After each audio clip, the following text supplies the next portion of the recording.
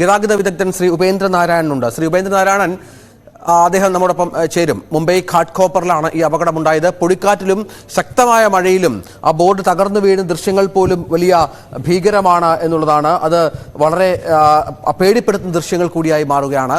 രക്ഷാപ്രവർത്തനം ഇപ്പോഴും തുടരുകയാണ്. 14 ജീവനുകളാണ് ഇതുമായി ബന്ധപ്പെട്ട് നഷ്ടപ്പെട്ടത് എന്നുള്ളതാണ്. 43 പേർ ഇപ്പോഴും ചികിത്സയിൽ തുടരുന്നുണ്ട്. ഇതിൽ ഒരാളുടെ നില ഗുരുതരമാണ് എന്ന വിവരം പുറത്തു വരുന്നുണ്ട്. നമുക്കറിയാം, അഭിലാഷ് പറഞ്ഞു തുടങ്ങിയത് കേരളത്തിലടക്കം നമ്മുടെ ഇപ്പോൾ നാഷണൽ ഹൈവേയുടെയൊക്കെ പണി തുടങ്ങി നടക്കുകയാണല്ലോ. കേരളത്തിലടക്കം ഇത്തരം നിരവധിയായ ബോർഡുകൾ നമുക്ക് കാണാം. ഇനി ഈ ഹൈവേയുടെ പണി പൂർത്തിയാകുമ്പോൾ സ്വാഭാവികമായും അത്തരം ബോർഡുകളും സംഭവിക്കും.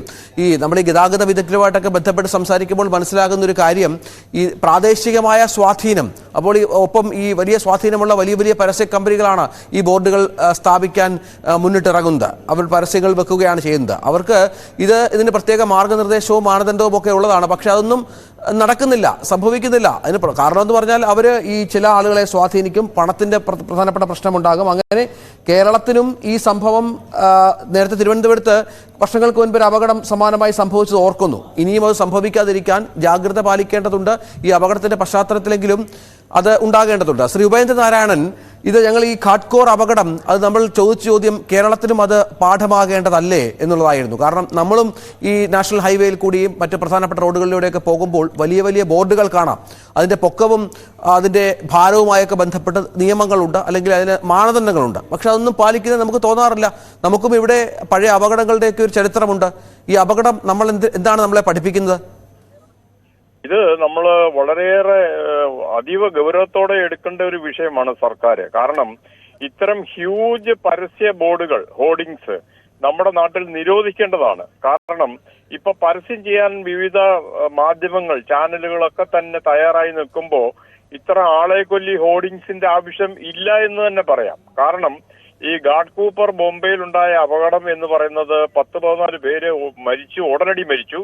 പിന്നെ ഗതാഗതം തടസ്സപ്പെട്ടു. പിന്നെ ഇലക്ട്രിസിറ്റിയും ഈവൻ റെയിൽവേ സർവീസ് പോലും നിന്നുപോയി. അപ്പൊ ഇത് അതിഭയാനകമായ ഒരു അവസ്ഥയിലാണ് അല്പം പരസ്യ ലാഭത്തിന് വേണ്ടി ചെയ്യുന്ന ചില ക്രിയകൾ. ഇത് ഞാൻ മനസ്സിലാക്കുന്ന ബോംബെ മാതിരി ഉള്ളിടത്ത് ഹ്യൂജ് ആയിട്ടുള്ള ബോർഡുകൾ പലയിടത്തും കാണാറുണ്ട്. പക്ഷെ ഈ ചാനലുകൾ വന്നപ്പോൾ അതിനൊരു നിയന്ത്രണം വന്നു. കാര്യം ആൾക്കാർ കൂടുതലും ന്യൂസ് ചാനലുകളാണ് ഇത് പരസ്യം ചെയ്യാൻ നമ്മുടെ കേരളത്തിൽ ഇത്തരത്തിലുള്ള ബോർഡുകൾ ഇല്ല എങ്കിൽ തന്നെയും പക്ഷെ കൊച്ചു കൊച്ചു ബോർഡുകൾ റോഡിലേക്ക് ഡേഞ്ചറസ് ആയിട്ട് പ്രൊജക്ട് ചെയ്ത് നിൽക്കുന്നുണ്ട്. അതിനൊരു സ്ട്രക്ചറൽ സേഫ്റ്റി നമ്മുടെ traffic authority, road safety authority form ചെയ്യണം. ഉടനടി തന്നെ റോഡ് സേഫ്റ്റി അതോറിറ്റി മീറ്റിംഗ് വിളിച്ചിട്ട് PWD എഞ്ചിനീയേഴ്സെ കൊണ്ട് റൈറ്റ് ഓഫ് വേ റോഡിലേക്ക് ഡേഞ്ചറസ് പ്രൊജക്ഷനുള്ള എല്ലാ ബോർഡുകളും നീക്കം ചെയ്യണം. പിന്നെ പല സൈൻ ബോർഡുകളും ഈവൻ വാർണിംഗ് സൈൻ വെക്കാനായിട്ടുള്ള സ്ട്രക്ചറുകളും എക്സാമിൻ ചെയ്യണം. കാര്യം ഇതൊക്കെ നമ്മുടെ നാട്ടിൽ മഴയും കാറ്റും പ്രതികൂലമായി ബാധിക്കുന്ന ഒന്നാണ്. അതിനെ താങ്ങാൻ ഈ ബോർഡുകളുടെ സ്ട്രക്ചറുകൾ വേണ്ടത്ര എക്സാമിൻ ചെയ്യാതാണ് ആൾക്കാർ കുഴിച്ചിടുന്നത്.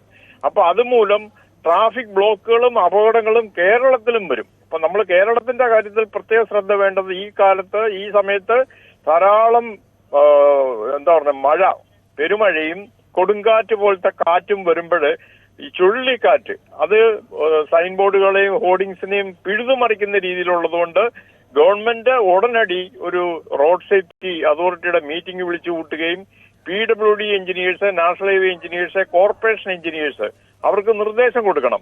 ഇതിൽ നിന്നുള്ള വരുമാനം തുച്ഛമാണ്. പക്ഷെ ഇത് വരുത്തി വെക്കുന്ന അപകടങ്ങൾ ഭയാനകമായിരിക്കും. അതിന്റെ ഏറ്റവും വലിയ ഉദാഹരണമാണ് മുംബൈ ഘാട്ട്കോപ്പറിൽ നമ്മളിപ്പോ കണ്ടുകൊണ്ടിരിക്കുന്ന അപകടം. ഈ കേരളത്തിൽ സമാനമായി തിരുവനന്തപുരത്തിന് അപകടം സംഭവിച്ചത് ഓർക്കുന്നുണ്ട് വർഷങ്ങൾക്ക് മുൻപ്. ഇവിടെ നമുക്കറിയാം, ഈ വലിയ വലിയ ഏജൻസികളാണ്, വലിയ വലിയ സ്വാധീനമുള്ളവരാണ് ഈ പരസ്യങ്ങളുടെ കോൺട്രാക്റ്റിൽ എടുക്കുന്നത്. ഈ ഹൈവേയിലായാലും ഇപ്പൊ റെയിൽവേയുമായി ബന്ധപ്പെട്ടായാലും ഒക്കെ. അപ്പൊ അവർക്ക് ഈ മാനദണ്ഡങ്ങളൊന്നും പാലിച്ചു പോകണമെന്ന് നിർബന്ധമൊന്നുമില്ല. അവർക്ക് അവരുടെ രാഷ്ട്രീയ പാർട്ടികളുടെ സ്വാധീനം സ്വാഭാവികമായും അത് വെച്ച് അവർക്ക് പലതരത്തിൽ അതായത് തദ്ദേശ സ്വയംഭരണ സ്ഥാപനങ്ങളാണല്ലോ ഇതിന് മുൻകൈ എടുക്കേണ്ടത്, അവരെ പോലും സ്വാധീനിക്കാം. അങ്ങനെ നിയമം ലംഘിച്ച് നിരവധിയായ കാര്യങ്ങൾ നടക്കുന്നുണ്ട്. ഇങ്ങനത്തെ അപകടങ്ങൾ വേണ്ടിവരും ഇവരുടെ കണ്ണു തുറപ്പിക്കാൻ എന്നുള്ളതാണ്. അതെ, അങ്ങ് പറഞ്ഞ വളരെ ശരിയാണ്. കാരണം ഇതിനൊരു സ്പെസിഫിക്കേഷൻ ഇതുവരെ ആരും ചാർട്ട് ചെയ്തിട്ടില്ല.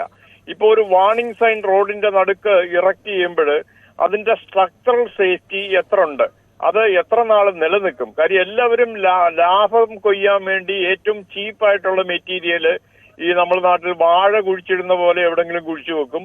കാറ്റത്ത് അത് മറിഞ്ഞു വീഴും, ഗതാഗത കുരുക്കുണ്ടാകും, അനേകം പേരുടെ യാത്ര, പിന്നെ മരണങ്ങൾ ഉണ്ടാകും, പരിക്കേൽക്കും. ഇതൊക്കെ നിത്യസംഭവമാണ്. ഇപ്പൊ തന്നെ MLA ഫണ്ടിൽ നിന്നും MP ഫണ്ടിൽ നിന്നും ഫണ്ട് ഉപയോഗിച്ചിട്ട് അനേകം ബെഡ് ഷെൽട്ടറുകൾ പണിയുന്നുണ്ട്, സൈൻ ബോർഡുകൾ ഇറക്ട് ചെയ്യുന്നുണ്ട്, സിഗ്നൽ സിസ്റ്റം ഇറക്ട് ചെയ്യുന്നുണ്ട്.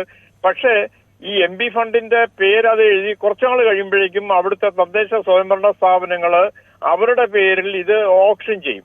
ഏതെങ്കിലും പരസ്യ ഏജൻസിക്ക് കൊടുത്തിട്ട് അവരിൽ നിന്ന് കാശ് മേടിക്കുക.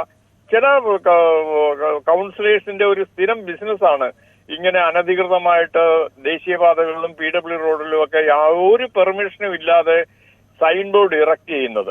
ഇത് പലപ്പോഴും ഈ ഇത്തരത്തിലുള്ള പ്രശ്നങ്ങൾ മാത്രമല്ല, ഈ വാഹനങ്ങൾ ഓടിക്കുന്നതിന് കാഴ്ച പറയ്ക്കുന്ന തരത്തിലുള്ള ബോർഡുകളും ഹോർഡിങ്സും ഒക്കെ ഉണ്ടാകും നമ്മൾ കണ്ടിട്ടുണ്ട്. അത് പലപ്പോഴും നമ്മൾ ചർച്ച ചെയ്തിട്ടുള്ളതാണ്. പക്ഷേ ഇപ്പോഴും ഈ നമ്മുടെ നിരത്തുകളിലൂടെ യാത്ര ചെയ്യുമ്പോൾ, നമ്മൾ റോഡുകളിലൂടെ യാത്ര ചെയ്യുമ്പോൾ അത് കാണാം. അതൊക്കെ ഇതിന്റെ ഈ സ്വാധീനത്തിന്റെ പുറത്തായിരിക്കും അല്ലേ?